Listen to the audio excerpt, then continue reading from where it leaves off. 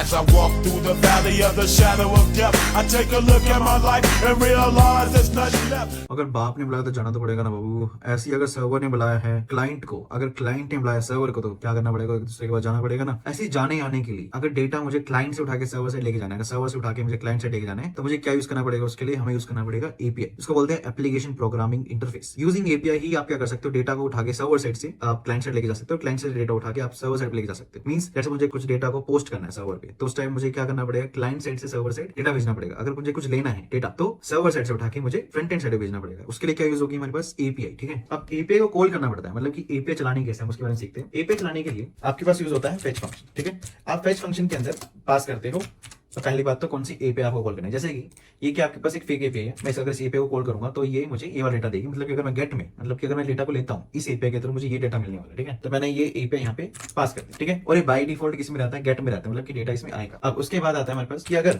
ये एपीआई चल जाती है, क्योंकि देखो हमें डेटा मंगाना है सर्वर से, सर्वर जो है बहुत दूर है, उसमें क्या होता है कि एक टाइम है, एक डिले लग सकता है। ठीक है, तो हम यहाँ पे क्या कोड लिखते हैं, हम यहाँ पे लिखते हैं सिंक्रोनस कोड, कि अगर फेच करते टाइम, अगर देन मतलब कि अगर वो हो गया।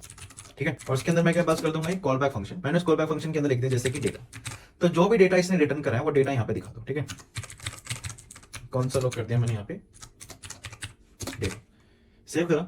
अभी के लिए मुझे क्या दिखा रहा है, ये बेसिकली वो उस डेटा के बारे में सिर्फ मेटा डेटा दे रहा है, मेटा डेटा। ठीक है, पर मुझे क्या चाहिए, एक्चुअल डेटा चाहिए, जिसको हम बोलते हैं जेसन डेटा। तो मुझे क्या चाहिए, एक्चुअल में जेसन डेटा चाहिए। ठीक है, तो मेरे को क्या करना पड़ेगा, जो भी डेटा आया है इस डेटा पे मुझे जेसन कॉल करनी पड़ेगी, कि मेरे को जेसन डेटा चाहिए। तो मैंने सेकंड कॉल करी, इस सेकंड कॉल को आप क्या कर दो, रिटर्न कर दो जो भी आया है, और उसको नेक्स्ट डॉट देन के अंदर क्या कर लो, ग्रैब कर लो। ठीक है, कि अगर ये डेटा डॉट जेसन आ गया होगा तो इसके अंदर आ जाए। तो यहाँ पे आप डाल दो लेट्स सपोज आरईएस, और अब चेक करो आरईएस के अंदर क्या आता है,